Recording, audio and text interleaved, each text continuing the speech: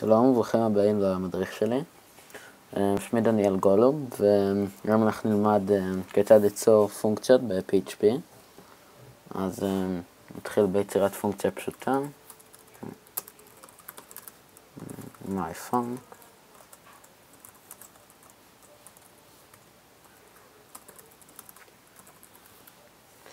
אוקיי, אז מה בעצם עשיתי פה? שמתי את המילה function, שזה בעצם קריאה לפונקציה חדשה, רווח myfunc, שזה אומר קריאה לפונקציה חדשה בשם myfunc. עשיתי סוגריים, ואחר כך סוגריים מסולסלות, שביניהם אני ארשום את הכל. אז לדוגמה רשמתי echo hello world, ונראה מה קרה. אני אלך לדף אינטרנט, וכלום לא קרה. למה כלום לא קרה? בגלל שלא קראנו לפונקציה הזאת. הפונקציה היא נוצרה, אבל לא קראנו לה. אז בואו נקרא לה myfunc, ואפשר לראות שברגע שקראנו לפונקציה, אנחנו רואים פה טקסט. אז לדוגמה, אם אני אשנה את הטקסט my name is Daniel, ואני אלך לדף אינטרנט, וזה ישתנה. ובעיקרון פונקציות זה בעצם החומר הבסיסי של הפונקציה. פונקציות הן הרבה יותר מסובכות, אבל רק לצורך העניין זו פונקציה מאוד פשוטה. עכשיו אני אתן דוגמה לפונקציה קצת יותר מסובכת. נעשה את זה ככה. לדוגמה, נשים פה בתוך הפונקציה, בתוך הסוגריים הרגילות, נשים פה לדוגמה $name. עכשיו, מה בעצם עשיתי פה? עשיתי פה בעצם שדה שנקרא $name, זה נקרא בשפה מקצועית argument, ובעצם אני קראתי שברגע שקוראים לפונקציה, יהיה צריך לרשום בתוך הסוגריים האלה את $name, איזשהו סטרינג מסוים, איזשהו תחביר, וזה בעיקרון מה שעשיתי כרגע. בואו נראה מה עכשיו יקרה. יש לנו שגיאה. למה יש שגיאה? בגלל שאם אתם רואים משהו פה של missing argument 1, וזה בעצם נכון, כי אנחנו בעצם לא ציינו את זה כאן. אז לדוגמה נציין את זה בתור דניאל. עכשיו מה יקרה? הכל יהיה בסדר. אבל אנחנו בעצם לא עשינו כאן עדיין כלום, כי אם אני אשנה את זה למשהו אחר, עדיין זה יהיה דניאל. בעצם המשתנה $name הוא קיים, אבל אנחנו לא השתמשנו בו. אז ניקח דוגמה שאנחנו נשתמש בו.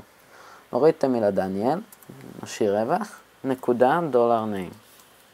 מה עשיתי פה? עשיתי פה הדפסה של תחביר my name is, רווח, ואז עשיתי פה נקודה $name. מה זה $name? $name זה בעצם מה שיש לנו כאן בפונקציה. עכשיו נעשה פה רענן, ואני רואה שהשם פה משתנה.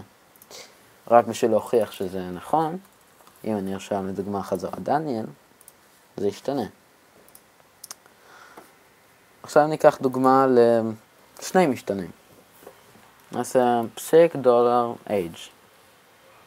עכשיו נמשיך פה את התחביר. נקודה, and my age is, ונעשה נקודה $age. עכשיו נעשה פה רענן. ועוד פעם יש לנו כאן שגיאה. argument 2 is missing. נלך חזרה לטקסט main. ואנחנו צריכים לעשות גם פה פסיק, רווח.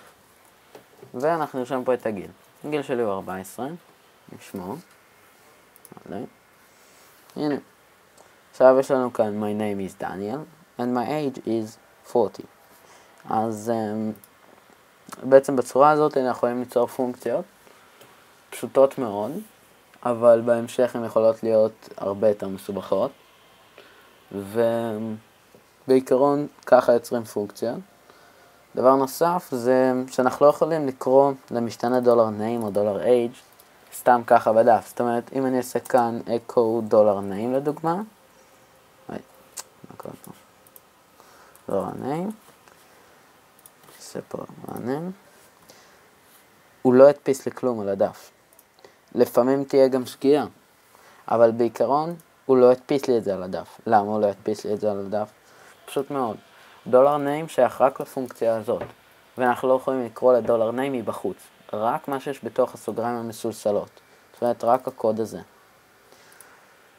כמובן שיכולים לעשות את זה כמה שורות שאנחנו רוצים, ולהמשיך את הכל, לדוגמה עוד פעם לעשות פה משהו, וירשום את זה. ככה שמשתנה שאנחנו הגדרנו אותו בתוך הפונקציה, אי אפשר לקרוא לו מבחוץ לפונקציה. אז בעיקרון זה הכל היום. מקווה שתראו את המדריך הבא שלי.